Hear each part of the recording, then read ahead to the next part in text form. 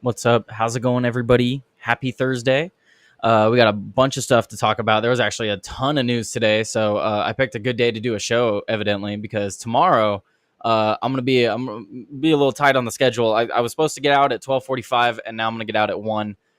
So I'm gonna like rush home. I'm gonna have to like prep stuff for the show tonight, and then I'm also gonna have to like find news in the morning and like on my way home. And while I'm on the show even. So like tomorrow's show will be crazy. You should stick around and check that out. But I have a bunch of guests today. I'll be joined by a couple other people, but I am currently joined by Midwest Mysteries, also known as Corey. How's it going, Corey? How's it going? Welcome to the show. This is the first time I've had him on the show. We're going to talk about some news today, see what's going on in the world. But how's your day going? Not too bad, man. Been dealing with a little bit of weather, but nothing too bad. Just a little bit of weather, huh? Yeah. Man, what story do we want to get into first? The one you mentioned before we went live that we might as well talk about because I know a lot of people are talking about it is the King Charles one. So let me move on over here to presentation. So we have this from the Post Millennial. King Charles opens Canadian Parliament with land acknowledgement. He said, "I would like to acknowledge that we are gathered on the unceded territory of the Algonquin Anishinaabeg people." What? This land acknowledgement is a recognition of shared history as a nation. King Charles III opened the new session of Canada's Parliament by declaring that the ceremony was taking place on unceded Indigenous land. The British sovereign does not typically open Parliament in person, but did so this session in light of the recent tumult between Canada and the United States. I would like to acknowledge that we are gathered. Okay, we say it again. And then we actually have the video of it. So any thoughts before I play the video? It's just crazy, man. Like having a big leader like that go in and just essentially state that this isn't ours. Right. And I loved what Tim said about it. It's like literally the people that conquered your land, your country, came out in their government, parliament, whatever, was like, yeah, we took it from you. We're acknowledging that we took it from you. We're not giving it back. Anyway, carry on. Yeah. So let's actually watch this opening. The Post Millennial has the clip for us on X. Let me make sure you can see it. Okay, yeah. All right, let's check it out. I would like to acknowledge that we are gathered on the unceded territory of the Algonquin and Anishinaabe people. This land acknowledgement is a recognition of shared history as a nation, while continuing to deepen my own understanding. It is my great hope that in each of your communities and collectively as a country, a path is found toward truth and reconciliation in both word and deed. I would like It to sounds like I don't know what your initial thoughts are, but it just sounds like empty words. Just like Yeah. he's not saying anything. Yeah, pretty much. Like what is this even? Oh yeah, whatever, Melted. This isn't Helldivers. I'll be playing Helldivers after this. But no, he's not saying anything here. It's really weird. To come out and do this land acknowledgement. What's the point of that? What does this do? Who is this for? Yeah, to me, it's empty platitudes and virtue signaling. That's about it. Absolutely, and it's Post Millennial says it in the article. Let's go back over to the article. Post Millennial was saying it in that article I just had up right here. He's visiting Canada because of the current goings on with Canada and the United States. We're trying to get Canada to become a part of the United States. Apparently, I don't think that's a great idea. But apparently Donald Trump's offering it.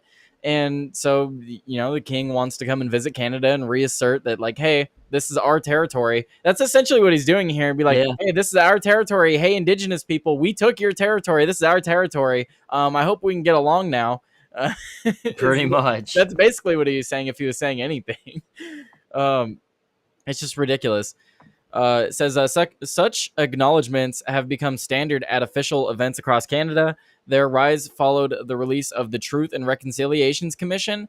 So in 2015, even though the TRC never explicitly called for them, the King's comments came ahead of a formal speech outlining Prime Minister Mark Carney's legislative priorities for the coming session. The agenda included promises to address trade tensions with the United States, tighten border security, and assert Canada's sovereignty. Wait, that's kind of funny because that sounds like their priorities are exactly what Trump is telling them to do. Yeah, pretty much. Funny how that works out. But I don't know. Do you have any other thoughts on this? Because I mean, there's not much to add to this. It's like, Yeah. oh, look at the king being stupid. I guess I don't know. Yeah, pretty much. I mean, like what authority do we as Americans really care about the kings? I mean, do you think Canada should be a part of the states? Because what I've said is like, sure, let them be a part of the United States, but don't give them any voting power. They could be a vassal state.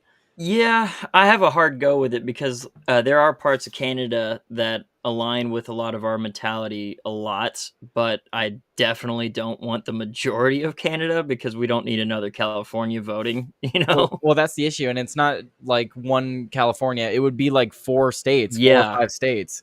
So it's not At like least. 51st state. It's like 55th state. Yeah. Like, and then Melted said we should take over Mexico before Canada. I actually do completely agree. I I think we agree. should take over Mexico, nation build over there, and just make sure the cartels never return. As long as we can still get access to the stuff in Tijuana. Right. But yeah, no, so I don't have much else to add on the king stuff. It's again stupid stuff. I don't want Canada as a state. I just want them to stop being dumb, and I don't think it'll happen. But anyway, I wouldn't mind them being something like a Puerto Rico, Yeah, well, see, that's what I mean. Like, you don't give them actual voting power. Yeah, I agree. you let them be a part of the United States. You don't let them be a part of the United States, but you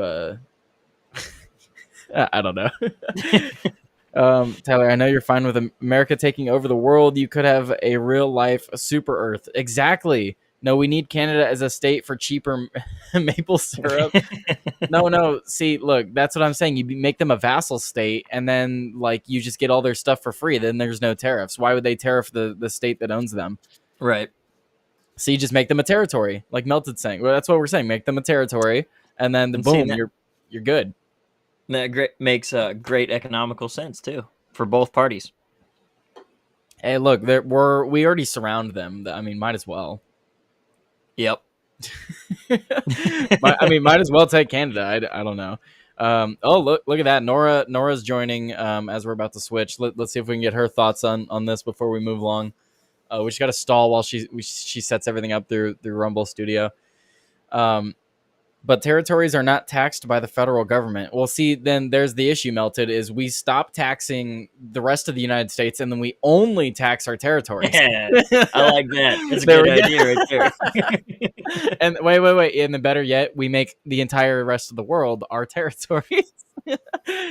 Perfect. It's beautiful. It's a foolproof plan. Nothing wrong with that plan. Nothing will go wrong with that plan. And Nora is here to tell us about how she feels about the King's Land acknowledgement. What? Oh, you missed that today? Yeah, I didn't. Okay, let's play the clip one more time because it's only 40-second clip. I was just reading an article from the Post Millennial about it, so you're just gonna get the clip. I'm not reading again. That's fine. Okay, wait, we got to go back here. Here's the clip here. I would like to acknowledge that we are gathered on the unceded territory. This is how they of the opened Algonquin Parliament. and the Shinabeg people. This territory. Let me go back. I would like to acknowledge that we are gathered on the unceded territory of the Algonquin and the Shinabeg people. This land acknowledgement is a recognition of shared history as a nation, while continuing to deepen my own understanding.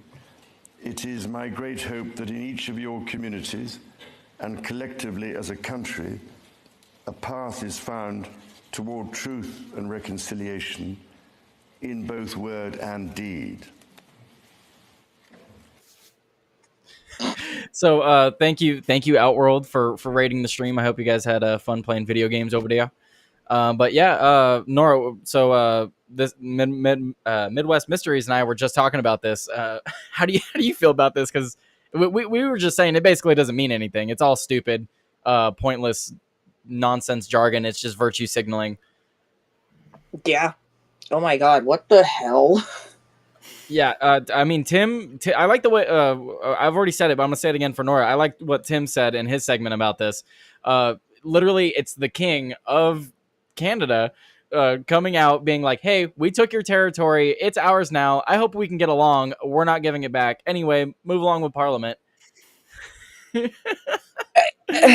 Yeah, we acknowledge that we demolished your people and we conquered you without your consent, and fuck off all of you. Yep. Yeah, pretty much. Yep. Oh my God, what? How British of him. So Very British of him. Flag. I hope Joey saw the clip, because if I have to play it a third time. Joey, did you see do I have to play the clip a third time? You sure do, Philip. God, oh my gosh. Okay, look, I got it. All right, that's fine. All right, Joey, we're just talking about the friggin' the king. The king went to Canada and he opened Parliament with a fucking land acknowledgement. Here you go. Here, listen. I would like to acknowledge that we are gathered on the unceded territory of the Algonquin and the Shinabeg people. This land acknowledgement is a recognition of shared history as a nation, while continuing to deepen my own understanding. It is my great hope that in each of your communities and collectively as a country, a path is found toward truth and reconciliation in both word and deed. I would like to So, yeah, what do you think? What do you think of that, Joey? Nora was just giving us her thoughts. That's We took your land. We're not giving it back. Fuck you. Move on with Parliament. So it's like you know, if I was one of the Native Americans or Indians or whatever we want to call them, I would be insulted by it. It's like, all right, keep rubbing it in, bro. Keep rubbing it in. It's your yeah. It used to be our land, and now it's your land, and you have it, and you ain't giving it back, but you're going to acknowledge that it was once our land. It's like, thanks. Yeah. In Canada, they call them First Nations people. What about the Two Spirit? The Two Spirit people. No, the Two Spirit is. Oh, that's part of the LGBTQ. Yeah, whatever. But yes, the First Nations people. The First Just give it Nation, back to the them. Just voice give it back nation. to them if you're so Yeah, give it progressive. back. Listen, if we believe, if these liberals believe that they're like these societies were well run before the white man showed up, then give it back to them and see how it goes. Well, So, we kind of gave the Alaskan Natives their own form of reparations. We allowed them to make native corporations, and so they govern their own lands. And they have shareholders, and they're full-blown corporations, you know. So if they want to do that with the First Nations people, that would be cool. But otherwise, no. Look, they don't want to give Canada to the United States. Cool. All right, give it back to the First Nations people. Yeah. Exactly. All right. Final thoughts, because now that I have everybody here, there is a video clip I want to play, because it actually, Nora, this clip will go very well for you, because it goes to the argument that you were making last time when we had that 45-minute debate. So Okay. this clip is actually for you. This is why I invited you today, because this was today. So if no one has anything to add, let me see. All right, so next retort just in. Dan Bongino says they've discovered an entire room full of intentionally mishandled and hidden evidence from Comey's FBI. We found it in bags hiding under Jim Comey's FBI. I'm assuming he meant James Comey. James Comey. Yeah, you're going to be stunned. Comey's days as a free man are numbered. So let's see this clip. And this is Dan Bongino. He's being interviewed. But really good clip. And like I said, this benefits Nora's argument about we just need time. Wait till you read the stuff that's coming out. Why is it silent? I muted the tab. It was playing. It was playing in my ear while you guys were talking. That's why. Wait till you read the stuff that's coming out. Does he still have loyalists in the building? Because when I hear the FBI director saying, you guys are finding boxes that are hidden, okay, how does that happen in the Bureau?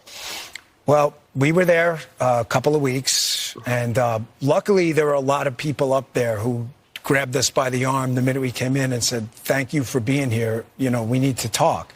There are people there who are really horrified at what happened. And there was a room, and we found stuff, a lot of stuff. A hidden room.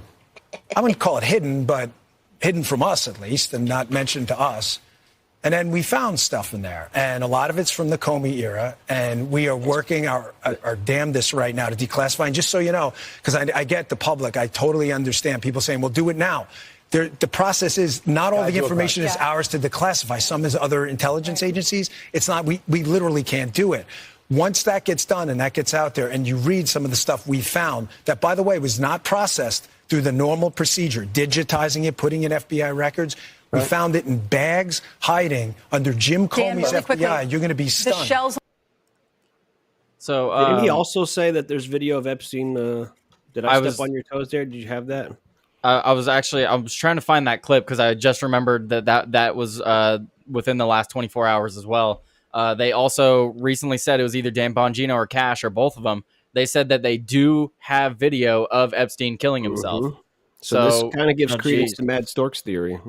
Yeah, well, I'm curious to see the video. I want to see how he managed to do it by himself, or if he actually did have a little bit of a nudge. You know what I mean? Mm-hmm. Well, I've said it before that theoretically speaking, knowing about the human body the way that I do, if everything was lined up to the T, it is physically possible. But honestly, I'm still in the camp of maybe he had help, or maybe somebody's like, hey, you should just do this. And he did it anyways because he is a narcissist, and it does fit the narrative of breaking his own, his own worldview. So, and then someone says AI. It's going to be AI in the comments. Who was it? I missed it. Let me check. That's Melted. So Melted said it's going to be AI video, and that goes to the point. That goes to the point they were making on Timcast. There's a lot of people out there. No matter what comes out, they're not going to believe it. They're going to say it's AI, or they're going to say it was faked, or whatever. Mm-hmm. Yeah, I mean, the hard part is like how nowadays would you even know if it is AI or if it's legitimate? If you watch extremely carefully, there's still like little glitches here and there for AI. AI is not perfect yet. The key word. Those are the ones they have. That's the one that the public has access to. If we're talking about the government, imagine what the AI the government has. Oh yeah, theirs is way far ahead of ours. So. So I mean, if they're really trying to do a cover up here and like, oh no, he really did kill himself, they just use their AI, and they know most of the time with people, as long as they see some type of video evidence, they're gonna be like, well, guess they're right. Yeah, and as long as there's something out there like that for people to argue over, then that's it. That kind of shuts down getting any more evidence on that. Mm-hmm. But like I was saying, this goes to what you were saying, Nora. We just need to give them time because apparently they are finding stuff as they literally rummage through the buildings. And Melted asked, why don't they just burn the documents? And I don't know, Melted. In some ways that's worse. In some ways that's easier to find. It depends on what exactly they're finding. But yeah, I agree. It's absolutely. He's in a storm right now. He might have lost connection. I'm still here. I'm just having camera issues. Oh, okay. No worries. But no. So sure. I guess we do just need to give them a little bit more time. I think it's taking too long. I feel like the moment they went through that building, they should have been like, all right, every document, every building, like fucking round it up. I know that this is a tactic of theirs, that they misplace documents and they will purposely hide it in a file or a bin that has nothing to do with it, or they just misplace an entire box by putting it behind something else or underneath something else, changing the label on it. They are literally going to have to go through every single FBI, CIA, and all the other 3-letter organizations. They're going to have to dig through every single one of their closets, their files, even stuff that has been closed, because I have the strangest feeling that things are just going to be hidden or misplaced or misfiled. Well, we gave it to the guy and then he moved the box somewhere. We can't find the box. Exactly. Because how many times have they done that in history with like artifacts? There's a lot of times they've misplaced boxes in history, like the planes that hit the Twin Tower. The Smithsonian has misplaced so many hundreds of thousands of dollars worth of artifacts because somebody didn't label a box correctly. AI generated grainy videos on par with videos from 10 years ago. Yeah. Well, and then you look at CCTV. I mean, a lot of that footage that comes out even nowadays, you'd think in the year 2025 they'd at least have 1080p, but yeah, right. No. They probably haven't upgraded the technology in these places. They're still recording with like a Nokia. Yeah, I was gonna say they're still recording on their fucking Blackberries, dude. But what's called? So I wanted to play that. So Alex Jones, he has a big 7-minute clip. I'm not gonna play the whole thing. I just want to play the start. Again, this is on topic. So let's play this. Those two cases obviously are of significant public interest. I'm just telling you what we see in the file. I just want to be crystal clear on this. I am not asking anyone to believe me. I'm telling you what's there and what isn't. Right. There is nothing in the file at this point on the Epstein case, and there's going to be a disclosure on this coming shortly. We are working through there is video. That is something the public does not. There's video of him killing himself. No, not the actual act, but the entire MCC Bay. It was only one camera. There's video that when you look at the video, and we will release. That's what's taken a while on this. We are working on cleaning it up to make sure you have an enhanced, and we're going to give the original so you don't think there were any shenanigans. You're going to see there's no one there but him. Right. There's just nobody there. So I say to people all the time, if you have a tip, let us know. But there's no DNA, there's no audio, there's no fingerprints, there's no suspects, there's no accomplices, there's no tips, there is nothing. If you have it, I'm happy to see it. There's video clear as day. He's the only person in there and the only person coming out. You can see it. So clearly, so he's saying that there's video of like the surround. It's not video of him killing himself, but like it's you see like the hall outside, probably. Right, but here's the problem, Dan. 30 minutes the camera went out. So yes, you have the video, but we need the video for the 30 minutes the camera went out. Well, yeah, so that's the issue, right? He neglected to mention that. So is that, or is that not a fact that happened? That is not enough evidence for anything. We're just going to see what we already know, that nobody was there, and then when 30 minutes went by and the cameras went out, somebody went in there. Like, man.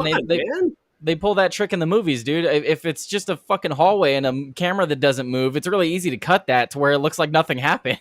You see, nobody is entered. So it's like, oh no, he killed himself. You see him go in, and you see him go back out. Nobody went in this 23 hours and 30 minutes time span. So that means nobody went in during those 30 minutes that the cameras are mysteriously off. Maybe they were recharging the battery. I don't know.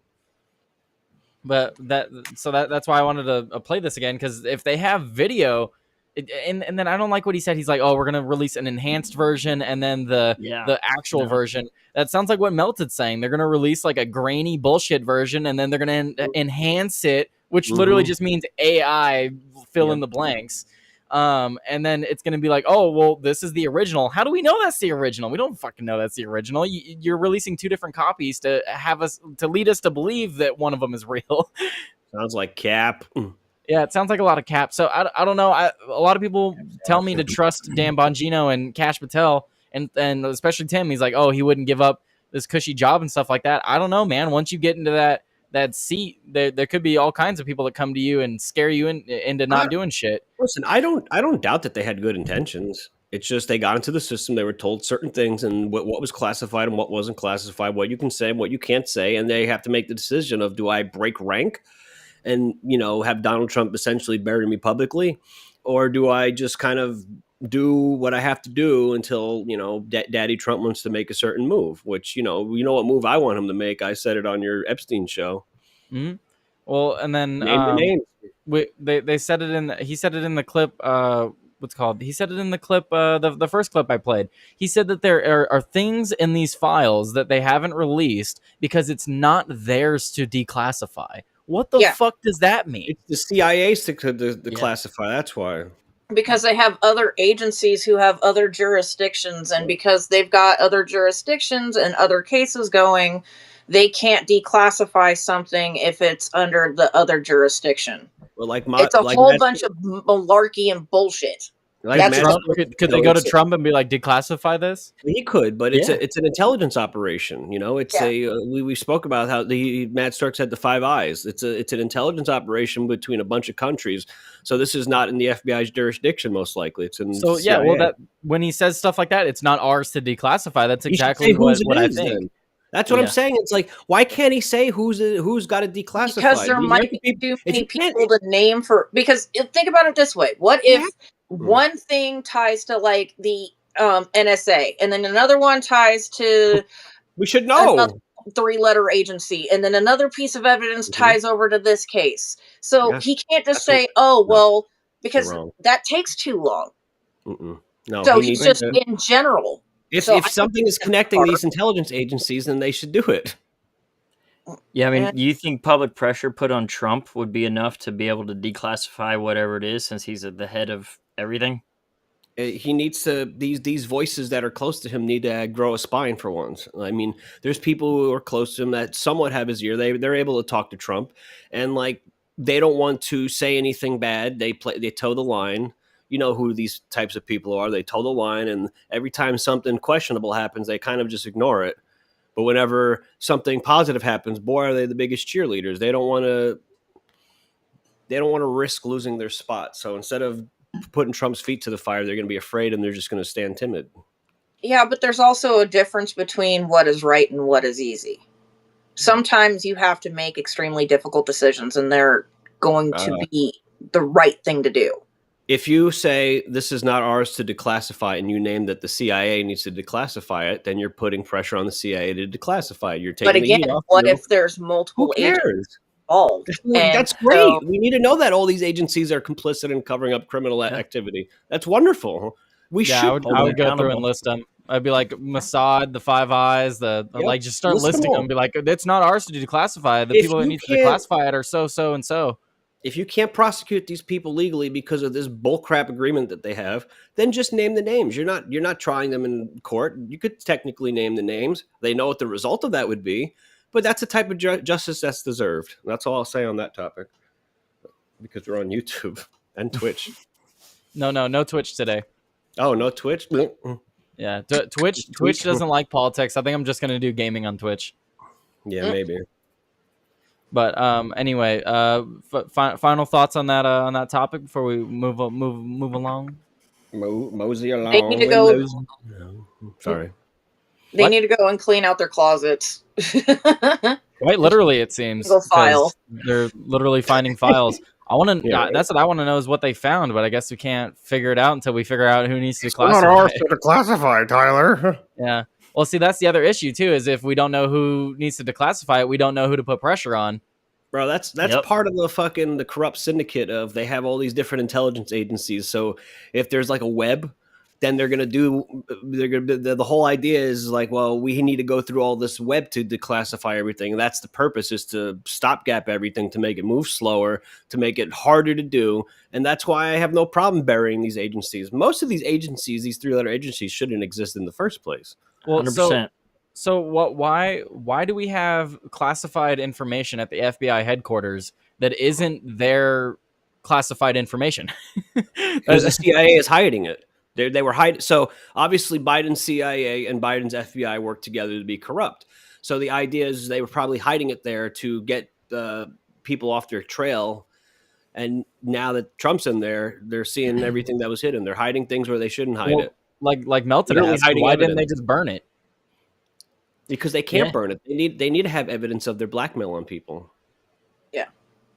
And why they don't work together is because they've never worked together. They don't like each other. And every single 3-letter agency wants the pride and the glory of solving some massive case. So each law agency is going to fight and bicker and dick each other over, and they're not going to share information. This has been established forever. And think about when they went after John Gotti. They had 3 different 3-letter agencies going after him at the same time, and none of them would share information. That's another problem with having all these things. It's just like there's so many jobs on the government level where people literally have jobs for no reason. It's just to make them feel better about themselves, I guess. Maybe people hire their friends. Just to You fill know, a spot. It's we've been also wa- like, oh, Yeah. sorry, go ahead. No, you first. I was just gonna say, I'm like, it's no different than when like you have a certain budget. If you don't use that budget, you don't get the increase the next year. So they got to burn the money that they were allocated for this year to justify an increase in the money given Mhm. the next year. You don't use it, you lose it. The solution's Exactly. always we need more money.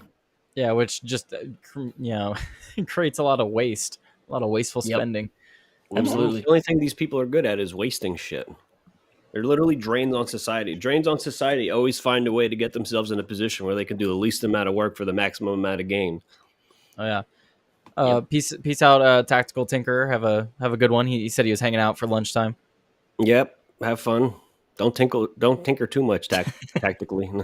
Right. Maybe he's Yep, maybe don't tactical tinkle too tinkler. Melton said, just like 9/11, if these agencies were to work together, then it could have been stopped. Yeah. Well, I don't know about that. that's Well, part of Maybe the problem was that they did work together. yeah, right.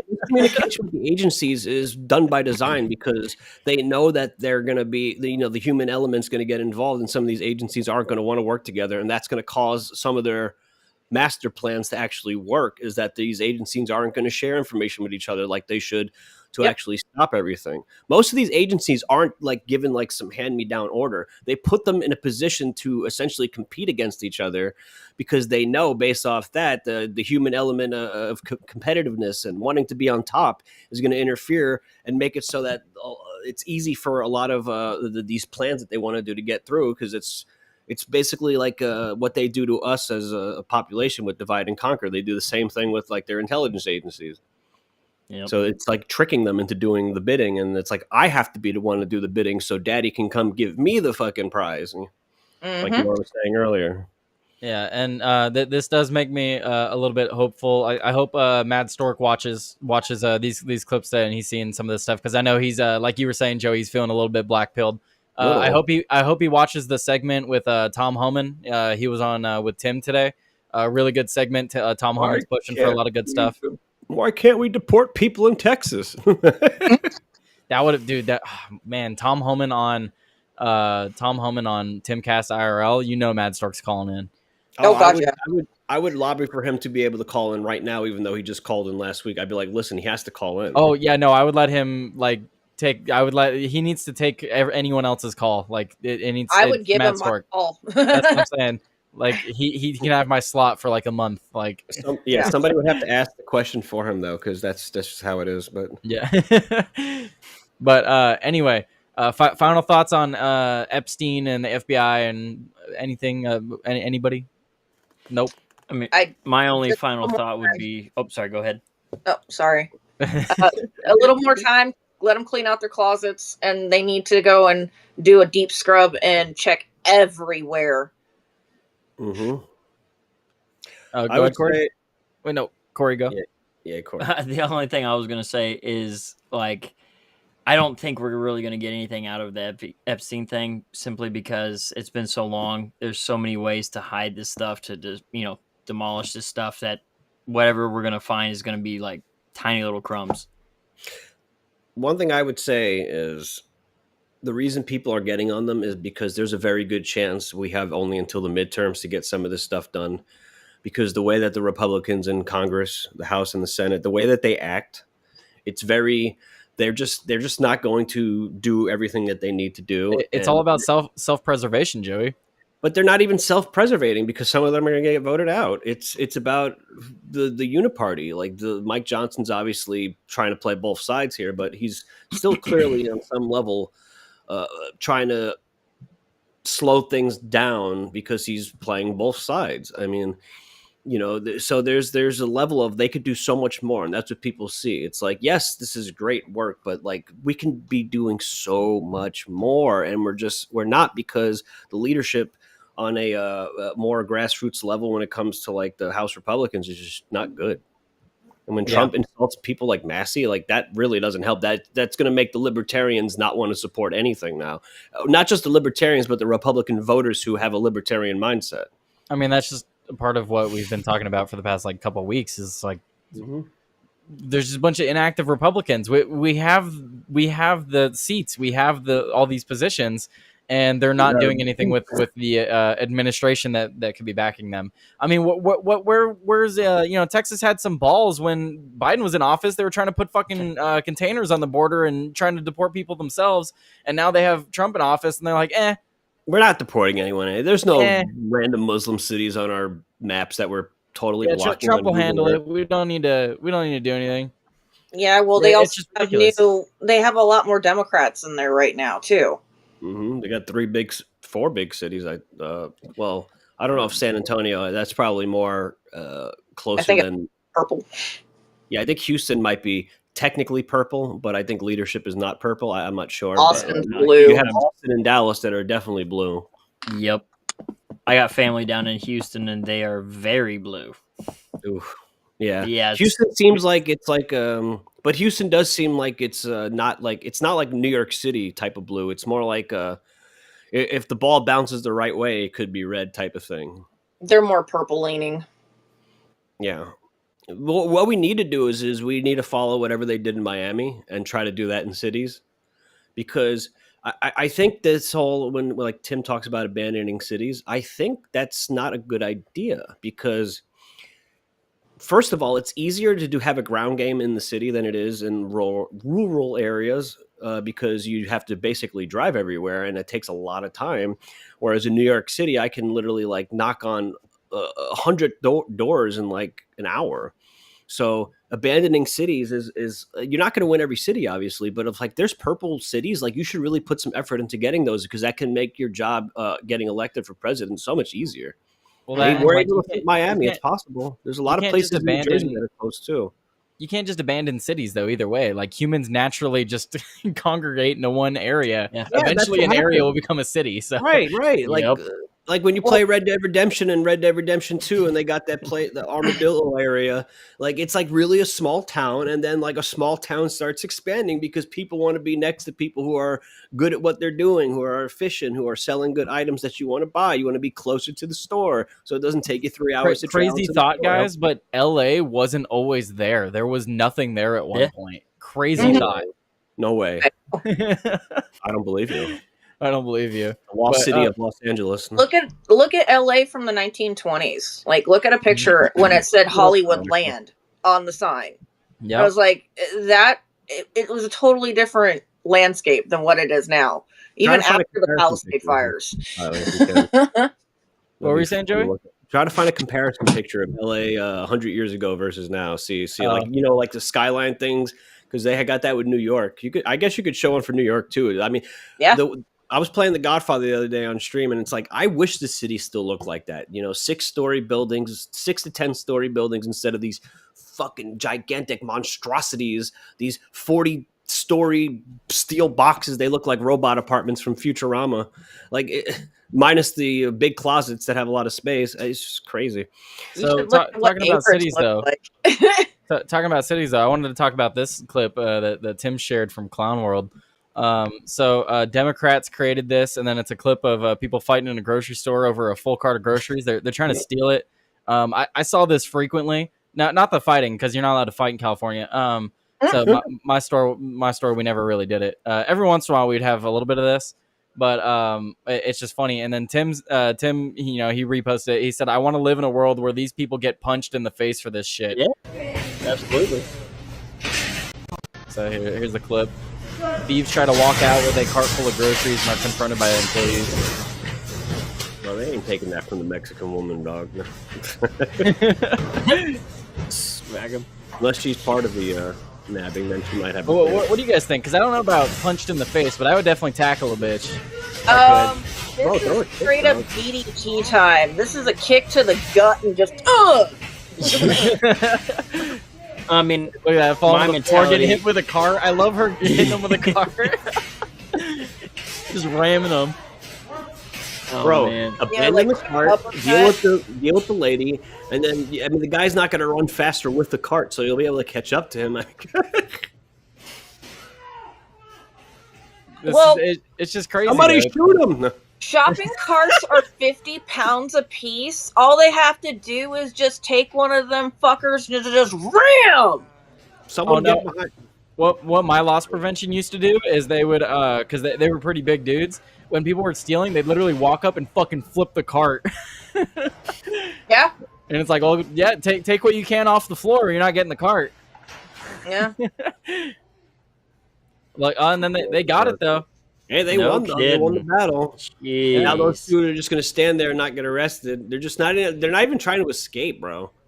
Yeah, I don't know where. Casually walking away. I don't know where this is. It's probably some Democrat city. Likely is, but even if it isn't, just the fact that people think they can go into grocery stores and do this is insane. They probably went home and had dinner, and they're like, "Those poor people. I wish somebody would help them." Well, I've had a dude pull a 7-inch Bowie knife on me because I didn't want him to steal a bunch of TV dinners. It's like, damn, dude. I get. Not only are you broke, you're lazy as fuck too. That's crazy. At least there's some people that come in and they steal stuff they can go home and actually cook, but you're just coming in to throw something in the oven. This is why, harboring this type of allowance for petty theft, you'd be like, "Oh, petty theft isn't that big of a deal." They're just, it's like, no. What's going to happen is you're going to put these poor fucking employees who really don't want to deal with this shit, and you're going to ask them do I deal with this shit for my job, or do I just say I'm not going to get fucking stabbed over 4 TV dinners? Everything is locked up at my local grocery store. Every single fucking thing is locked up at my local grocery store. It's ridiculous. I'm just standing there for 5 minutes dude, I went to Walmart to get a couple things, and it was insane the things that they had locked up. I said to the employees, I'd be like, it'd be nice if they prosecuted actual crime, doesn't it? Wouldn't it? Well, that's what I was telling.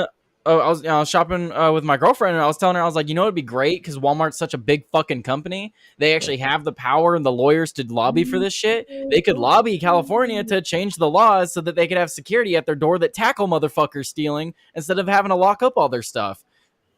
They won't do that. No, I know they won't, but they could. They absolutely could. They just won't. They encourage. Do all you guys live in big cities? I do. I guess me and Tyler are. Nora is the opposite of a big city.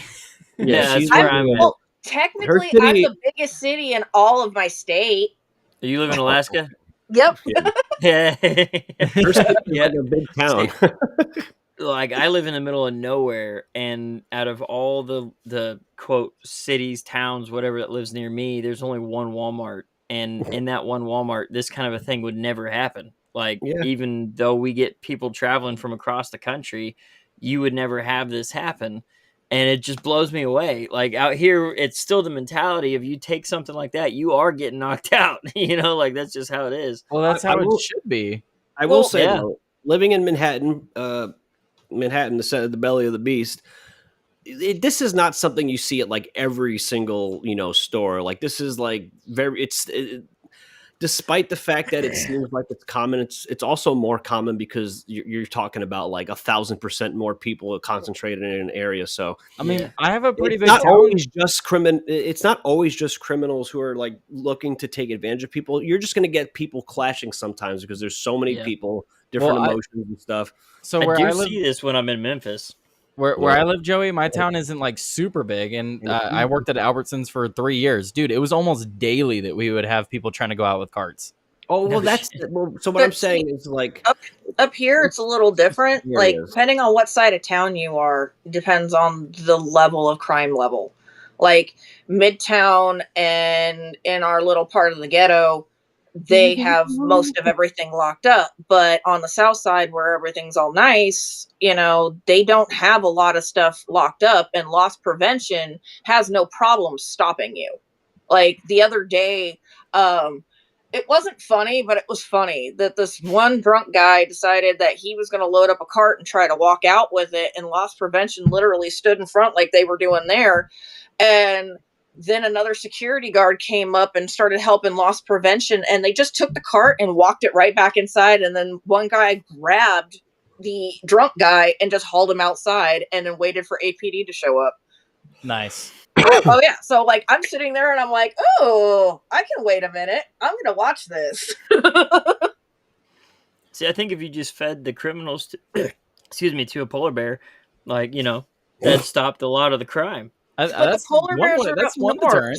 We've got more black bears and brown bears. Well, down hey, here. whatever works. Or a moose. Just black put it bears with an commit angry moose. 57% Oh, Moose are terrifying.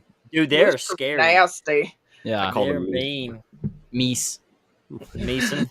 No, they're moose. And Meese are unfortunately, terrifying. like everybody's like, it's meese, and I'm like, no.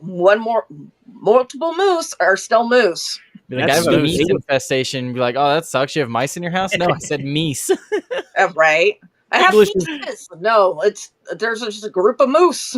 They're fucking everywhere. Silly language. A bunch of goose are geese, Goose. and a bunch of mooses aren't. What Well, all right, we're talking about the wrong animal here, guys. Let's talk about a real animal. Let's talk about Doge. All right. So Nick Sartori said the White House will be sending a Doge rescissions package to Congress on Monday. Finally, Trump that's why you budget gotta put director. pressure on these cocksuckers. Huh? That's why you got to put pressure on these people. Like that's why people keep like tweeting about this shit. Oh, just let them do their thing. It's like no, you have to put some pressure on them so they finally do something. Well, because I mean, we've all been talking about this. Everyone that I've had on my show, all the shows I've been on, we all talk about this. Trump's doing a lot of great stuff. None of it's being fucking codified. Nothing's being cemented in legislature. So it's like, Yeah. like what do we, like? So when the next Democrat gets in, and then they at the sign of a pen they rescind everything Trump did at the start of his presidency, or are we going to just sit here and be like, oh no, how did that happen? Like, come on, dude. The writing's on the wall. Like, we need to we need to cement it. Yeah. Yeah. Executive orders don't really mean squat until it's passed through legislation. Yeah, They're executive orders is like, Band-Aid. executive orders is just like this is how this administration is going to rule. Okay, and then Because it only covers the executive branch. That's it. Like anything outside of the executive branch, executive orders don't mean shit. right. It's not an executive order. It's an executive suggestion until Congress decides Right, yeah. Yeah, that's what I'm saying. It's like anyone that like what he say, anything, anyone that the executive branch is controlling, they will be able to dictate that. But Dictate. everything else, no. Dictate is another name for motorboard. But so I want to play this clip just so we could see what they're talking about. Magazine, Tyler. No, What? From that Phil Labonte tweet that. Well, I didn't see Phil Labonte's tweet. Yeah, someone was, one of them backseat drivers is like, you got to, load your clips faster. And he's like, I'm not going to take advice from someone that doesn't recognize that it's not a clip, it's a magazine. I tell that to my stepdad all the time because he'll be playing with his guns and he's like, "Oh yeah, I just got this new clip," and I'm like, "Magazine? It's a magazine. It's a mag, not a clip." Yeah, the clips are different. Those are entirely different.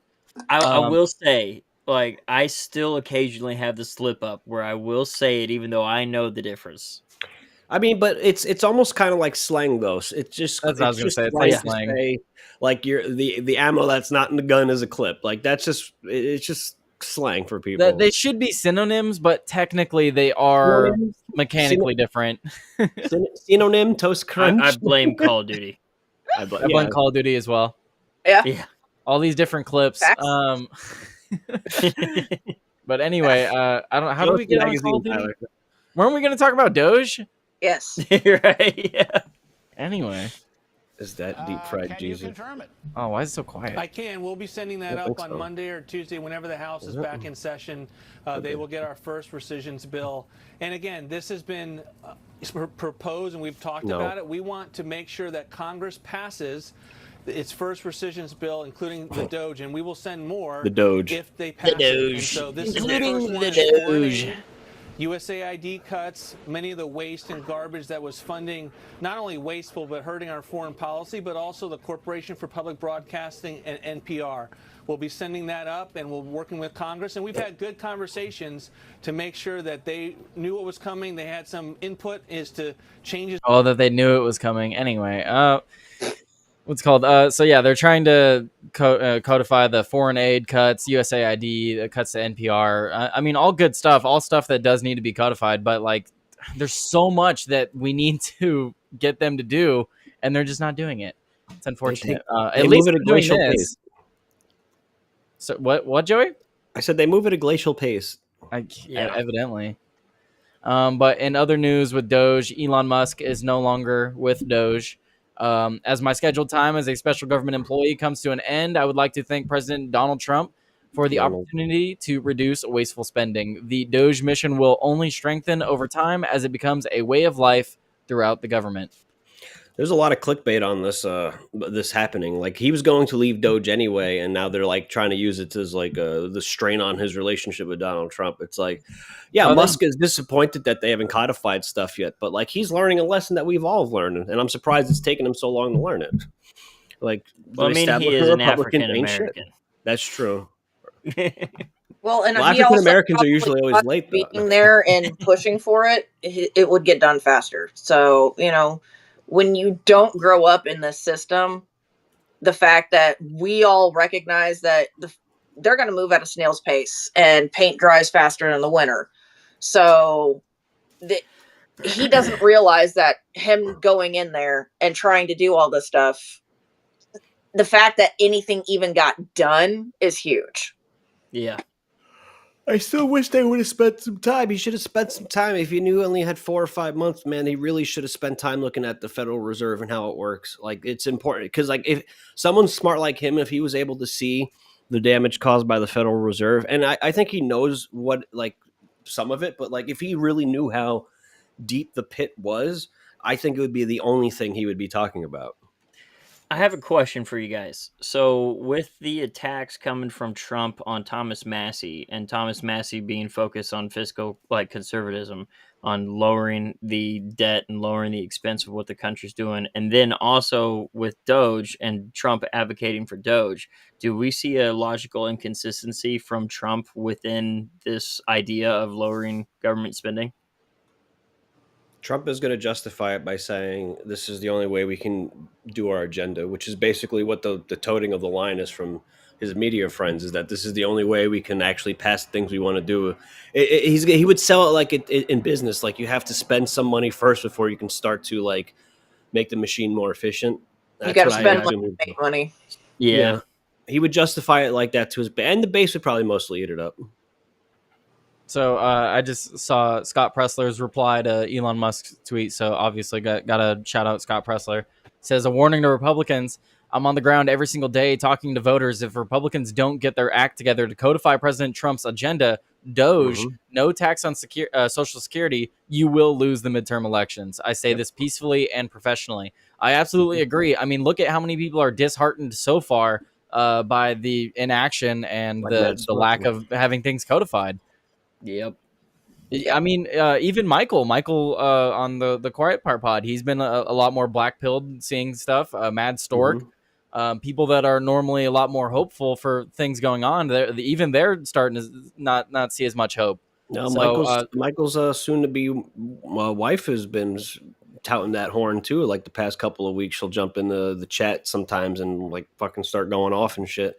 So there's been a lot of people, starting to be like, hey, listen, we can't just sit on our hands. It's been, we're going on the 6 month I guess going into the 6 month or the 5.5 month. Yeah, like 5.5 technically, I guess. Yeah, I mean late January, but like he was already getting things in place before he got inaugurated. Yeah. But I don't know. Anyway, so we have another really big story. Do you guys have any final thoughts before we move on? Nope. I have one. Oh. Go ahead. That everybody's complaining that things aren't getting done, but when you realize how many pots are going right now on the stove, how many fires are going, and how many he's trying to actually put out, it's like think about it like a grease fire in the kitchen. You've got to attack it head on, and he's battling it. And honestly, I think he's probably got about 50% of the fire under control. Granted, there's still 50% that still needs to be under control, but things are happening. Yes, it is slow, but something is happening. The kitchen isn't going to completely burn down to the ground now. Yeah, but the kitchen might not, but the living room might start caving in. So the other 50% of the fire. We have a chance of saving it. You could tell the boomers that giving up their Social Security would stop the Antichrist and save Israel, and all these fucking assholes still wouldn't give it up. Yeah. I was just reading that. I was explaining to my great grandfather because he literally lives off Social Security, and I was telling him, I was like, that's great that you have that. I was like, but I told him, I was like, my sister and I, that is not something I am going to get. That is not something I am planning on having. And he's like, what do you mean? And I had to explain to him how it's like a big pyramid scheme basically, and it's not going to work. He's like, I'll be gone before I retire. That's what I told him. I was like, I'm glad you can benefit from it because like we can't afford to pay for everything. I'm glad you get that extra bit of money. All I'm saying is that I am not going to be able to rely on that. Shut up, Billy. It's great for me. Shut up, Tyler. You know what the fuck you're talking about. Trump is evil. Shut up, Chris. He's anti-Trump. He's anti-Trump. Oh, I bet. So. He's like, FDR was a great man. He's a union man. Back in the 40s when I was 20. That was my great-grandpa. He was a union guy. He wanted me to be an engineer, but always voted for freaking Democrats on everything. I mean, it's different though, because when the formulation of the union stuff first started, it was something that was a legitimate. This is what happens with the left is they hijack legitimate grassroots things. It's like the union was something that needed to be done because the work, they were hiring the Chinese labor too, and they were doing. That's the problem with the businesses; they will always go for the cheapest option. That's what they're doing now with the illegal immigrants. So on some level, when you think about what are we supposed to do if our rights are being violated by the government and the businesses, we got to band together and try to form some sort of solidarity to counteract this so that they'll pay us fair wages. And then that gets hijacked by the left and they use it for things that have no relevancy to what they're actually using it for when it was intended and created. Yep. So I want to talk about this story because I don't know how long. Joey, I know you have your show. How long do we have? I got 20 minutes. Someone who's probably a boomer when it comes to figuring stuff out. So I have this story that we're going to pull up. And then after this story, we have another Project Veritas video that dropped it. And it's actually from James O'Keefe. He has Project Veritas again. So yes, that's what I was watching. Yeah, they were posting. They're posting on there again. Really good. Really glad to see that he got that back. Is he going to merge the two? It's going to be like OMG, ProjectVeritas.com. Right? I don't know. Right? Oh my God, Project Veritas, you bastard. But so he's got some good clips for us. But I want to talk about this first Magazines. because this is hilarious in my opinion. Israel, this is from the Telegraph. Israel to stop training female combat soldiers over lack of fitness. Good. Yeah, Uh, sounds about right. Israel has stopped training female soldiers for combat over health and fitness concerns. The Israeli Defense Force, the IDF, has ended a pilot program for women to serve in combat mobility units after finding they were unlikely to meet the required standards after 6 months of training. The IDF said female trainees showed very high abilities in the professional fields, but in combat and physical fitness, they were not expected to successfully complete the requirements for the profession. You know, they tell us to listen to the professionals and stuff. Meanwhile, us little people on the streets can tell you this for free. Back to Meanwhile, the office, they've spent billions of dollars in training and funding and paying these women to be inefficient at their jobs when we all could have told you that they wouldn't be good for it. Like first of all, the Army, you're taking like the best of the best, maybe not the best of the best, but like very overall well-rounded men and putting them in the field. And like you need to be unbelievably top tier. And if you're that type of woman, perfectly fine with women being drone pilots. We don't need them in the field. If you're going to be a top tier woman, right? You might as well do something like be a tennis player because you're going to make way more money that way. Okay. As a female who wanted to enlist but was broken in the eyes of the military, so I could not enlist. And 90% of my family is military. So, my stepmom was a master sergeant. She served in the Air Force for 25 years. I personally feel that there are specific positions for women. Yes, women definitely need to be able to do PT. They cannot be overweight. They have to be able to meet basic requirements. However, they do not need to be in combat positions, because they're not going to be able to do what men can do. There's only like 5% of the female population that can, and in those 5%, how many are actually going to want to join the military and do what the men do? It's like 0.5%. Well, and so if even they want to do that, it, and they can do it, and they meet all of those physical requirements, hoorah, more for you, honey, go for it. But if you can't, then sit the fuck down. Well, so Israel, it's mandatory to join the armed forces for all citizens. And with the recent statements by Netanyahu about completely taking over Gaza, this news comes no surprise to me. If they're going to start going through kicking down doors, you don't want women doing that job. You don't want the enemy combatants who are going to be primarily male. You don't want them to be going up against a woman in close combat like that. Now, females should be trained, because God forbid something happens. You should be able to if you need to, but you should not be sent on the front line. Exactly.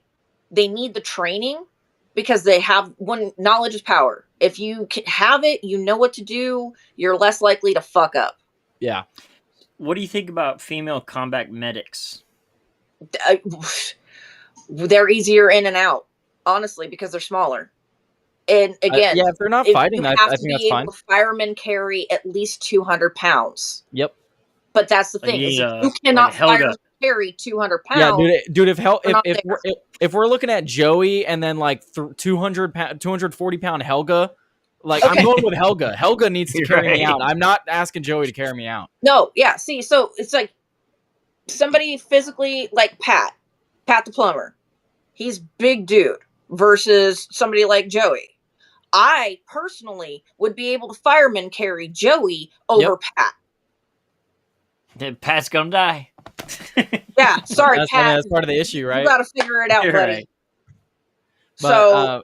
But yeah, no. So if we're talking about combat medics, it really does depend. I think it would, if we're talking about frontline combat, again, if it's like frontline combat, you're definitely going to be encountering enemy combatants. I'd say no. But if it's like, it depends on certain missions. I'm fine with it in certain aspects, but if it's like for sure you're going into combat, no. Yeah, instead of front line, secondary line, kind of an idea. Yeah, like secondary objective sort of stuff. Like, I don't know. again, if a female is physically fit to do it, I'm fine with frontline combat vet. However, if they cannot do it, no, they can be a medic. That's cool, but you don't need to be on the front lines. Maddie said, "I'm 5'4". Can you carry me, Nora?" Once I'm cleared, yes, ma'am, I can. I'm 5'5" and I can carry. Before I got hurt, I could deadlift 200. Like I could before I got hurt, I could fireman carry somebody who was 210 pounds. Nice. Could military press my own body weight. So this is why I say there are some females who are built a specific way. And if you can do it, awesome, more power to you. But if you can't, go do what you can do. Go be helpful in another way. Well, so it says here, medical data indicated a possible health risk resulting from the continued training, partly in light of the expected increase in physical burden. Some of the training that these military boot camps put you through are a lot of stress. Even guys, they don't make it through boot camp because their fucking knees give out. I know someone who literally got discharged from the military because he was carrying around that 100-pound rucksack, having to walk a bunch of miles, and his fucking legs gave out, his knees gave out. So, there's plenty of guys that get shin splints. Yep. And their shins will break, or they roll their ankles, or one of my friends was actually medically discharged because of basic training. He made it 90% through basic and then went up and over and then ended up dislocating something in his spine. And they're like, yep, nope, sorry, dude, you're out. You're out. Yep. So Midwest Mysteries, Joey, do you guys have any final thoughts on the Israel stopping training females? They should have done it a long time ago. And I think the United States should follow suit. Yep. Yeah, agreed. Well, what's this final topic that I can give my thoughts on before I have to go because I have to give something to my mom? Well, I don't have. It's not the final topic, but it's a topic I wanted to talk about because you're still here. But I have other stuff for when you're gone, getting set up, of course. All right. So what's this final Joseph topic? I'm pulling it up. Okay. So Project Veritas, they released this yesterday. They have a part 2 that they released today, so we'll be going through both of those. This first one's just minute 16. Breaking undercover meeting with DNC leader David Hogg reveals who really ran the Biden White House. He wielded an enormous amount of power. I can't stress to you enough how much power he had at the White House. It was an open secret. I would avoid him. He was scary. So let's see who he's talking about. Yes, nice to meet you. Yeah. Off the record, of course. Foundational question for me is like, how corrupt is the DNC if so many people knew, or few people knew about Biden? Well, the president of the United States. I mean, I think the fact of the matter is the DNC is always going to be like a campaign arm of the president, ultimately. The bigger issue was like the inner circle that was around Biden. That's it. And I can't stress to you enough. Like Joe Biden's chief of staff. Like had an enormous amount of power. Joe Biden? Joe Biden's chief of staff. That was like an open secret at the level. Like, I would avoid him. Like, he was scary. What was his name? Anthony Trump. I've never seen him. Exactly. What do you mean? He's like a shadowy, like, Wizard of Oz type figure. That's what made him so, like, I knew how he looked, but I'm like, the general. Does anyone know who this guy is? I've never heard of him. No. I just want to say, usually when James O'Keefe stuff comes out, it's usually like some type of romantic interest that is like spying, like the hot blonde girls with the overly drunk guys. So now that there's a dude that's doing it with David Hogg, does this confirm that David Hogg is indeed gay? I don't know. Like, he's literally just having breakfast with this dude, just telling him about how the government was ran by a shadowy dude. See, Maddie says that. She says, guys, that's a date. Why would you tell someone from Tinder about the DNC or the president? Yeah, this dude's gay, bro. Yeah, no, this does not help the allegations. We just need to get Harry Sisson because he's been claiming he's not gay, but we all know the truth. He Dude, Harry Sisson, not look gay. Harry Sisson and David Hogg, that's a power couple, Joey. Oh, jeez. Hey, they're a power couple, but none of them are a power I don't want to be bottom. those next door neighbors, man. No, that's the problem, Joey, is they can't figure out who the power bottom is. The power bottom's Nancy Pelosi. Yeah, they compete. They compete with each other on that. So let's play the rest of this clip. Yeah, I've never heard who this guy is. What did he say his name was? I've never seen him. Wait, so Anthony Bernal, senior advisor to Dr. Jill Biden. So maybe he's one of the Illuminati members. Well, so David Hogg is saying that he was basically running the administration. Interesting. So this is the man behind the. This is the man behind the curtain, is what we're talking about. Nora. The Wizard of Oz. Well, I left it. I could hear you guys, but so I saw part of this yesterday, and a little bit more today, and from what I'm gathering is that this dude was the puppet master. You know, everybody's questioning, okay, well, if Biden wasn't in charge, who was? Yep. This is the dude. Yeah, no, it's interesting. So Anthony Bernal, remember this name? I guess we're gonna have to start looking into him and see who is this guy? I've never heard of him. I don't know, Joey. Maybe you can go into that on your show when you switch over. I don't know if you have a topic today. Maybe you could do an Anthony Bernal deep dive. I have somebody from a VIP chat who had some interesting theories that we're going to talk about. And, she's seeking to have an argument with somebody, not tomorrow, but at some point over her theories. Well, perhaps a nightcap on this Anthony Bernal person. Maybe a Tyler Tanay news. Maybe a deep dive, premium deep dive. Yeah, deep dive. You got to get Mad Stork on the case. He knows everything. Yeah, he's a mad stork. Mr. Stork. Okay, I gotta go. I gotta help my mom. So okay, later, Joey. I'll send you Joey. Well, you'll be able to find the link. I'm gonna rate out to you today. So that's nice. I did rate to you after all. I'm kidding. Right. So catch Joey on Outworld Live later. He's got to go. So let's watch the rest of this clip. So yeah, Anthony Bernal. Never heard of this guy. And David Hogg saying that he's basically like Nora said. He's the puppet master. Let's see. Exactly. What do you mean? He's like a shadowy, Wizard of Oz type figure. That's what made him so I knew how he looked, but the general public wouldn't know how this man looked. But he wielded an enormous amount of power, and I can't stress to you how much power he had in the White House.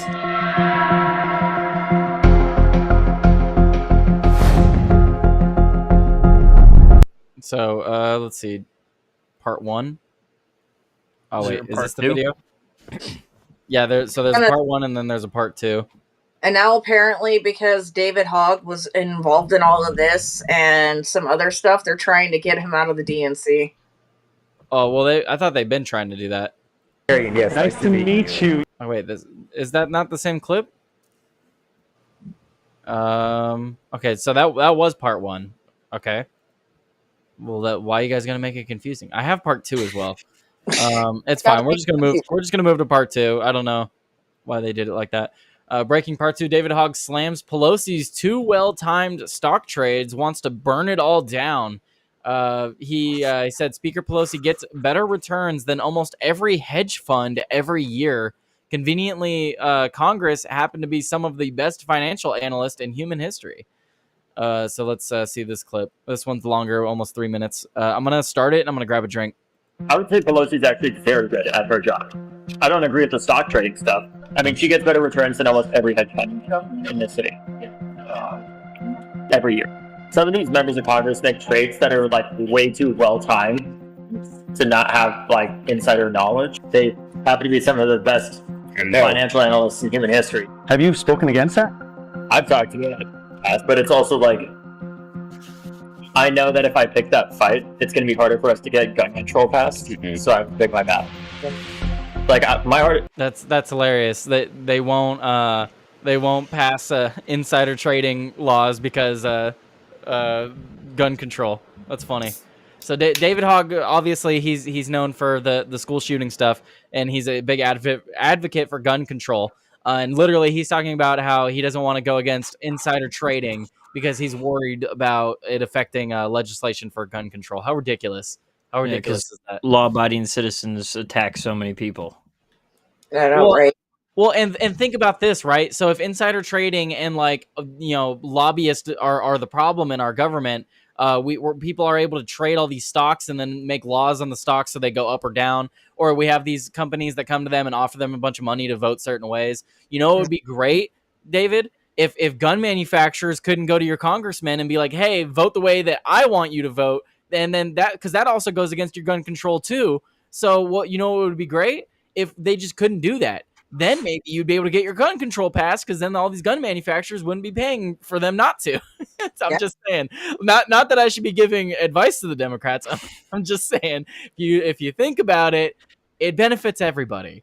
So no, they don't ever listen, man. They think they're perfect too. Wait, you were both talking there. What were you saying? Sorry, go ahead. I was saying it's not just the Democrats; it's the Republicans too. The lobbyists have them both in their pockets. Yep. So both sides need to knock it off. Yep. And then Midwest, you were saying something as well. I don't remember. Oh, no, it's all good. No, it's fine. That's the only issue with doing it online, right? Is like if we were in person, it would be a little bit easier to interrupt each other. But there's a delay when we speak on here, even if it's just like a couple seconds. It can make things a little bit more complicated. So and I've been intermittently lagging, so sometimes it'll be like, I don't think you guys are talking, so I'll start talking. No, you're more than welcome to cut me off. That goes for anyone that I ever have on. You're more than welcome to cut me off, because sometimes I drag on a little too much. I've tried to tell this with TJ. The problem with TJ, though, is that he doesn't have a good enough mic to talk over me. So, Gotcha. But anyway, so we'll continue on with this clip. But it's just ridiculous. Gun control is ridiculous. We don't really need to talk about that today. I'm sure we all agree on that. And then saying that they can't get rid of insider trading because it would prevent them from getting gun control is also ridiculous. Because I feel like that's just counterintuitive. Anyway, let's watch the rest of this. The hardest part about my job is I just want to burn everything down because it's all so corrupt. But you got to figure. That's an interesting comment. He wants to burn it all down because it's all so corrupt. I mean, it is interesting because, I mean, a lot of people see David Hogg as a grifter. But now that he actually got like an official position in the DNC, he's like, holy shit. This is the people that I look up to. Now he's an anarchist wanting to burn it all down. Yeah, I just want to burn it all down. Yeah. Okay. Anyway, let's watch some more. Your battles and slowly build your momentum. Joining us now, DNC Vice Chair David Hogg. We're not going to go after Pelosi. One, we wouldn't beat her, even if we wanted to. That's part of it. But two, it's an unnecessary fight to pick when there's other members that are far weaker. And I would say Pelosi's actually very good at her job. I don't agree with the stock trading stuff. You don't? No. Some of these members of Congress think... I will agree with him. You know, for a Democrat, Pelosi is a good Democrat. Yeah. She is good at what Democrats want to do, and that's pass terrible shit. Yeah. And I mean... Evil people... Oh, sorry. No, and I was just going to say, and, like he mentioned there, insider trading. He's not going to go after her for it because they can't get her out anyway. I was just going to say, like, evil people, just because they're evil doesn't mean they're incompetent. Like, they can be very tactful. Well, I mean, we talk about that a lot, too. At some point, incompetence is evil, so either way, I don't think it makes a difference. Right. Because to a point, they lead to the same destination. Nora, do you have anything to add before we continue? No, this is just... Oh, I have so many thoughts on these people, and they're all evil. Yeah, well, you could share some of those thoughts after the video. We're deep enough into YouTube where it should be fine, you know. Anyway. Yeah, I apologize, by the way. No, don't. Rumble is my bread and butter. YouTube is secondary. It's fine. Yeah, that's how I am. Yep. Anyway. Too well-timed to not have, like, insider knowledge about it. And it's a huge problem. Do you think that's how Pelosi is worth hundreds of millions of dollars? Yes. I mean, she gets better returns than almost every hedge fund in this city. Every year. And you don't think that has to change? No, it does. How would you change that? You just ban members of Congress from owning stock. So have to put their assets in a blind trust. You're going to prop up candidates who oppose that? Is that your goal, to prop up candidates? I mean, in part, yeah. Yeah, because that's a long haul. There's 435 members. Yeah. And most likely 430 of them are doing the same thing, which is why they don't want to. I don't know, but I'm just stating. I think it's a pretty good guess. Allegedly. Yeah. Yeah, no, I mean, he's absolutely right. We just need to ban Congress from owning stocks and owning, parts of companies like that. If you're going to be in the federal government, you need to take a pause on all of that. You need to set all that stuff aside. Do you think elected officials in general should be banned from owning stocks? That's a good question. I don't know about in general, because if you're, see, that's a tough one. Because if you're on a local board, should you be barred from owning stocks? If you had stocks before you joined your position, then they are exempt. But if you should not be allowed to get any stocks while in office. I think you shouldn't be able to buy or sell. So yeah, exactly. You cannot buy or sell stocks while in office. Except no, that's fair. I wouldn't force anyone to sell their stocks, but you are not allowed to sell any current stocks you hold or buy any more. I think that would be fair. And see, there's only one person in history who has had excessive gains like this, and his name was Bernie Madoff. And he kind of fluffed a lot of his own numbers, and he had the shady side. So somebody who is gaining this much return has a finger on the pulse somewhere where it shouldn't be. So I don't agree. Unless we can follow her and are allowed to make the same exact purchases that she's making, and expect the same exact returns as she's making. Is there a Twitter account that does that? Yes. There is a guy who actually goes out and he says exactly, and it's not just her, it's all of them.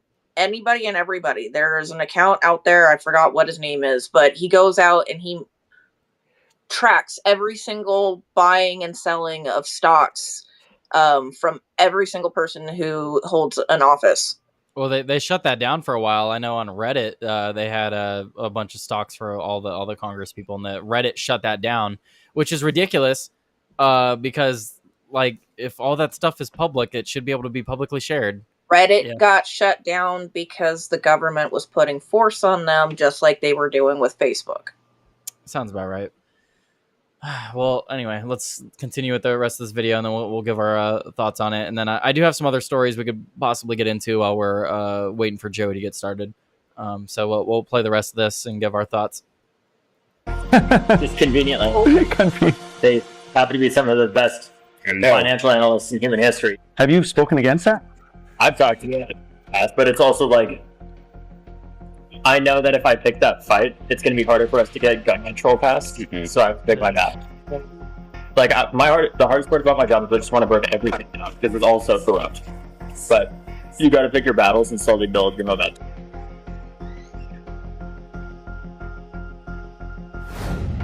Yeah, this is super weird. This is like a business meeting or like a date, or I don't know. I don't know what this is. He's clearly sat down to talk to this guy. I mean, didn't O'Keefe recently say that, I can't remember who he was talking to, but stating, because he was asked about the dating thing, if that was the primary goal of what they did for getting access to stuff like this.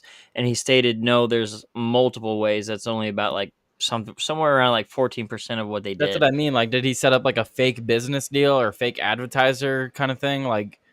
I don't know, because that'd be pretty smart too. You come to David Hogg trying to do some advertising deal or investigative journalism. They use different techniques, and undercover work is definitely one of the ways to do it. So, James has to be careful also on releasing some of these videos, because these people are now known to the other people. So their cover can be blown. They can get hurt. There's a lot of nuance that has to be done when you're doing this deep dive of investigative journalism.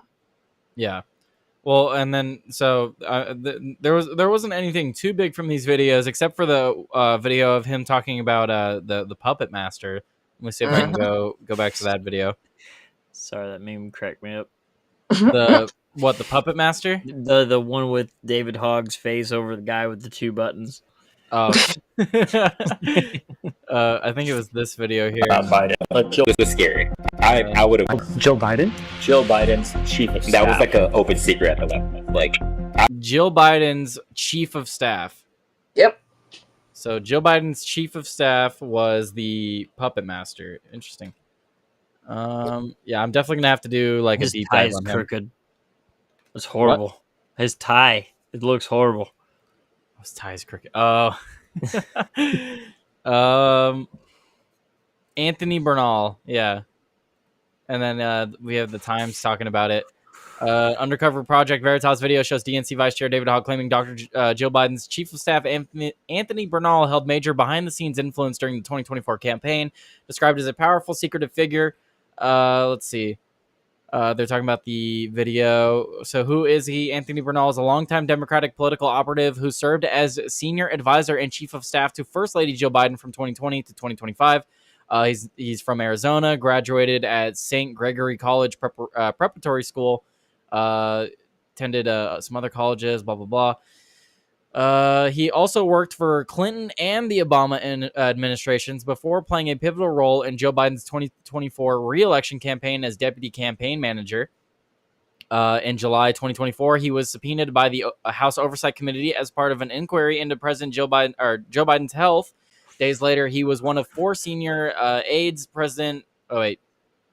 Four senior aides present during a crucial meeting at the president's Roboth Beach residence, a meeting that ultimately led to Biden's decision to withdraw from the 2024 race.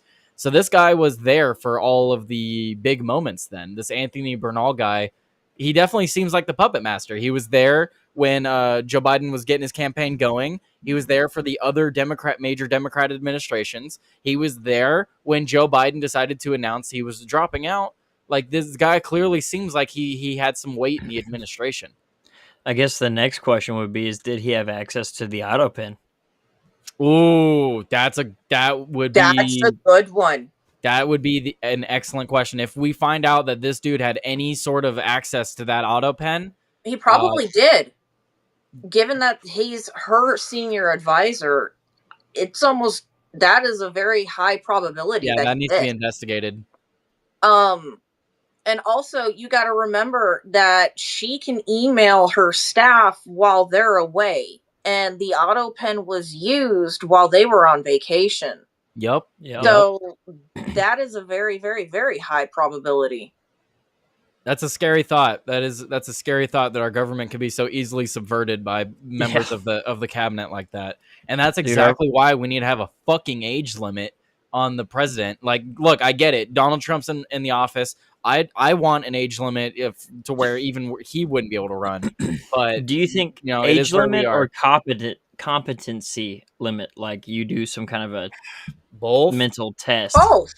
See, so the issue with a competency test like that is the same issue with like a civics test to vote. Like the government is the one making that test. So they're the ones that get to decide if they're fit enough to vote or fit enough to be president. I don't like that precedent. That's why I just say just do age. Age is easier. Be like, all right, after this certain age, like you may be physically fit, you may be mentally fit, but we as a society have decided that we don't want presidents past this age. Yeah, you need to live out your golden years. Go ahead, Nora.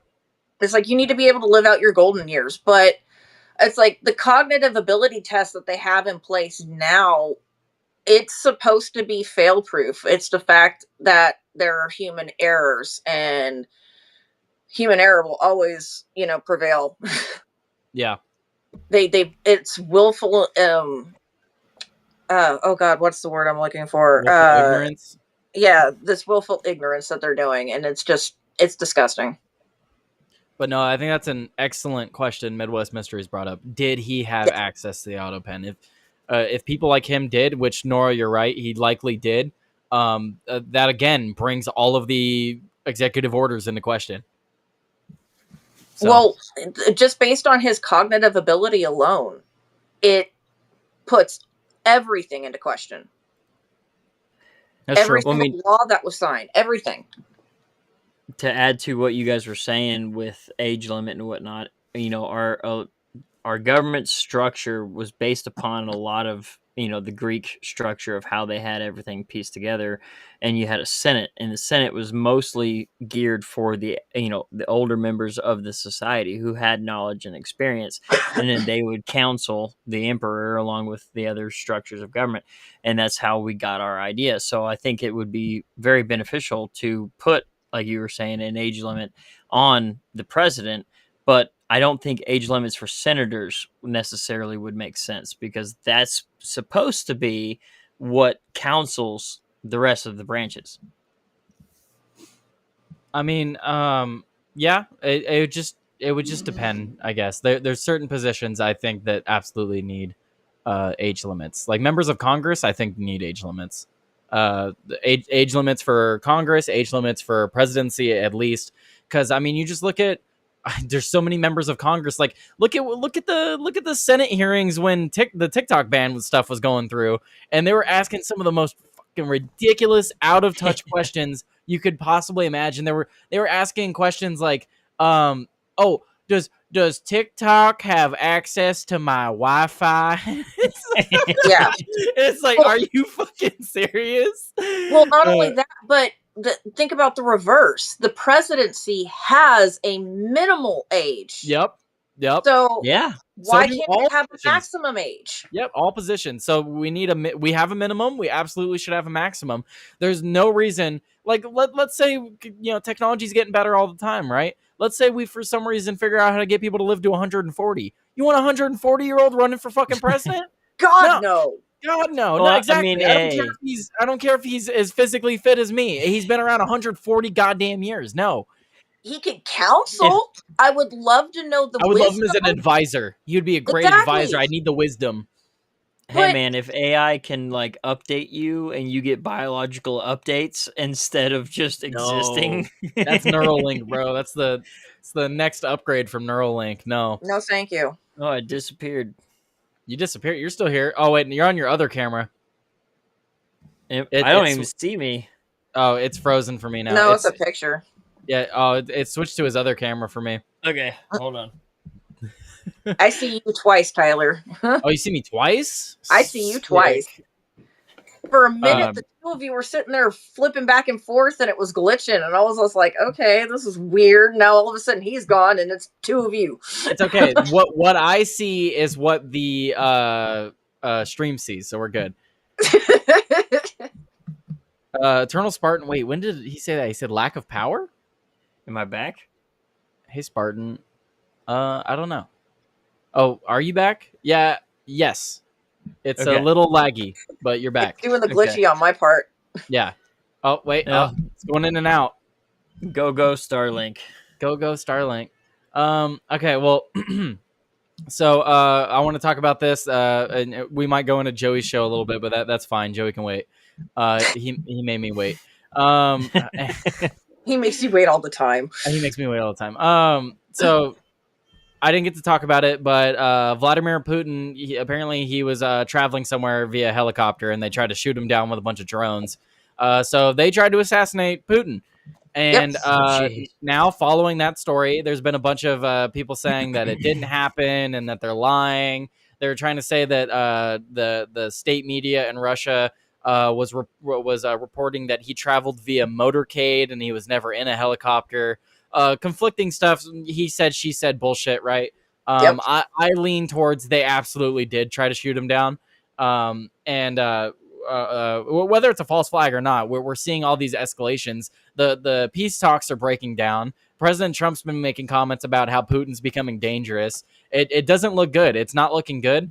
Now we have this story from Reuters. Russia amasses over 50,000 troops for an offensive on the northeastern of part of Ukraine. This is according to Zelensky. So it seems like Putin is gearing up for another offensive. So, oh, sorry, go for it.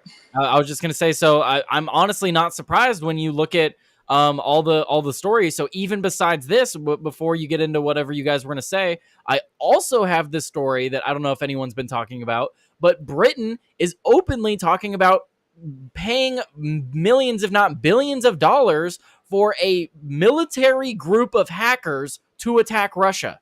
Yep. You're openly saying you're attacking Russia.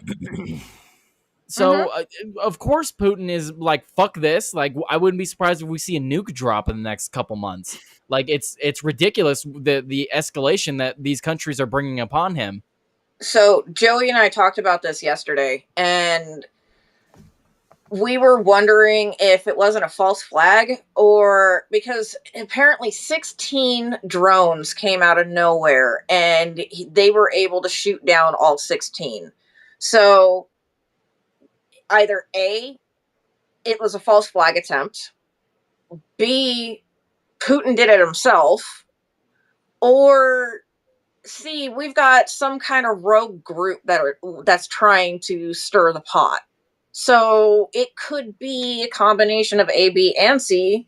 You know, somebody tried to create a false flag and they're like, no, and I wouldn't be surprised if it was went into effect. I don't know. I wouldn't be surprised if it was someone in the UK at this point. The Yeah, UK keeps saying that they want the war. That's the third party, Yeah. aspect of it. And I was like, you know what? It could just be a rogue person trying to start a war, because Zelensky will lose so much from this war if he stops it now. If we get peace, Zelensky is going to come out to be an awful man and a war criminal, and he'll end up in prison, and all of his yachts will be taken. Oh yeah, it's the exact same thing with Netanyahu.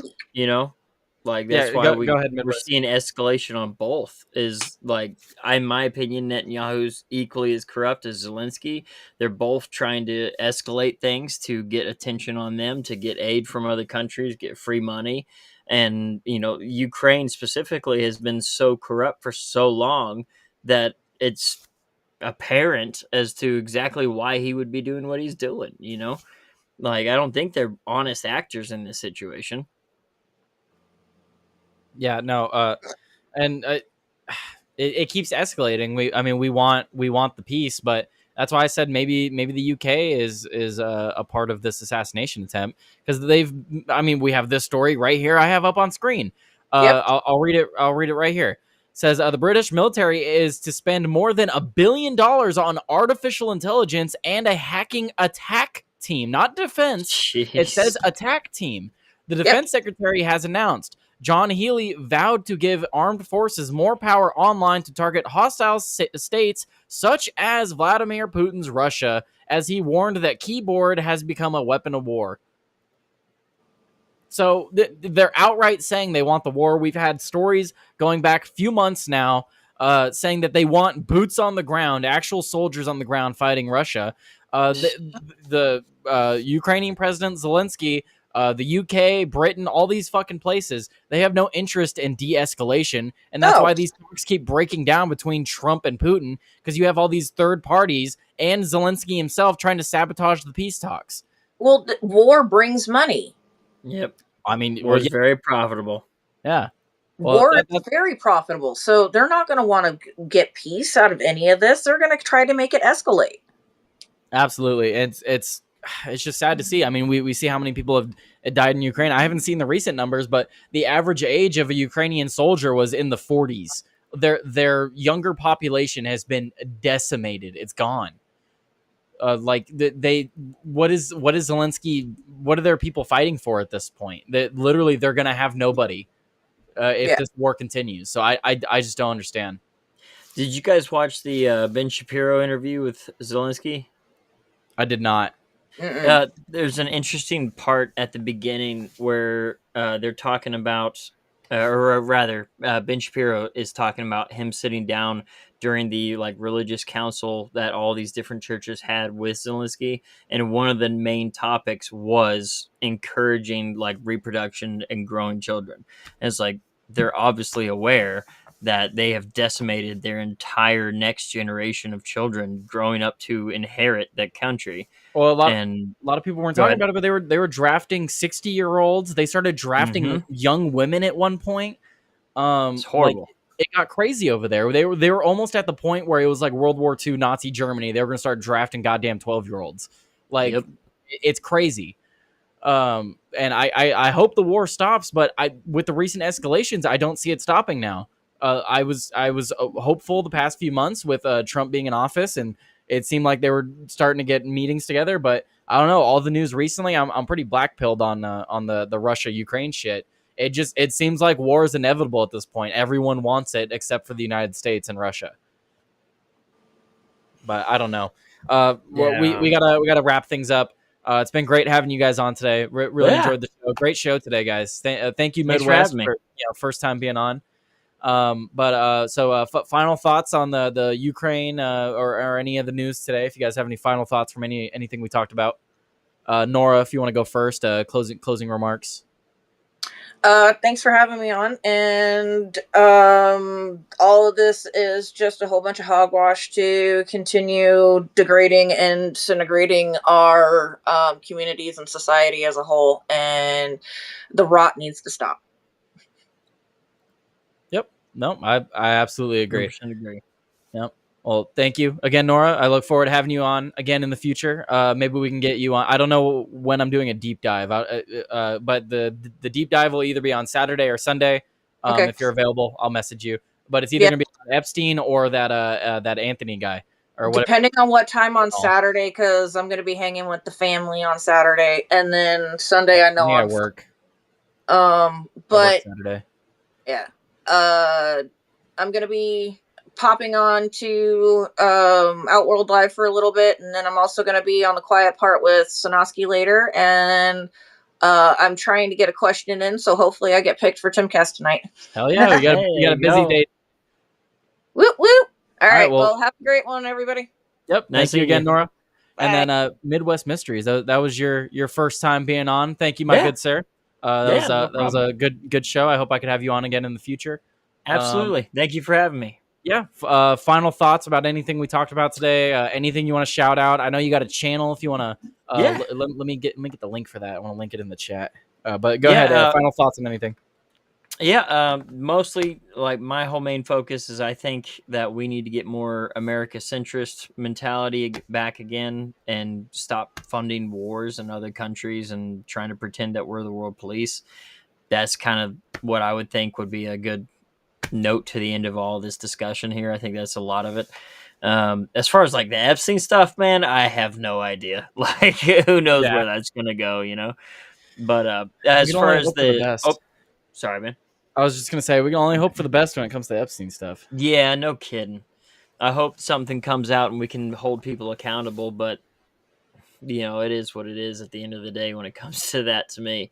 Yeah. But as far as the shout-outs go, the best way to find all my stuff is just MidwestMysteriesPodcast.com. Under the listen page, it has every one of my links, has my X account, my YouTube, my Rumble, all that good stuff.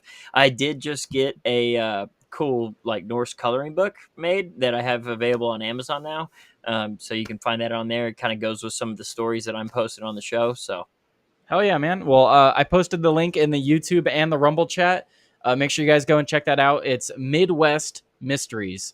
No fancy spelling, no numbers or nothing like that. Just Midwest Mysteries. Go follow them on Rumble, guys. Is it the same on X? X is M West Mysteries. Somebody already had the Midwest. There you go. That's fair. Well, again, thank you very much, Midwest Mysteries. I hope to have you on again in the future. Thank you very much. Absolutely, man. Thank you again. Have a good day. All right, I'm gonna drop you down. I'm gonna do my little outro here. So, wrong camera. Wrong camera. Hey, God it's damn. me again. I'm a professional. Anyway, thank you guys so much. Great show today. We had a lot of people today. We actually had 30 people watching at one point. So really good show today. I'm glad you guys were able to check it out. I'm guessing it's probably because I didn't do a lot of shows this week. You guys saw I was live and you're like, oh, Tyler's actually live. So a bunch of people came and checked it out. So I do appreciate the support. I love you guys. Love watching all these other streamers blow up. I love me interacting with the community and stuff like that. It's been a lot of fun. I'm like technically like 6 months into my YouTube and Rumble journey. Been very fun. I appreciate every single one of you that stop in to come and hang out. But I'm gonna go ahead and play the outro, play you guys some music on the way out, and send you guys over to Joey. Thank you guys again. Like, follow, share, subscribe, all that good stuff. Here's some music for you as I send you to Joey. Peace out, guys. Have a good one. Tomorrow I'm gonna do my show, but it's gonna be at 1:30, and I might be late because I work. But I'm doing a show tomorrow. I'll be here. Just might be late. I'll be here. See you guys.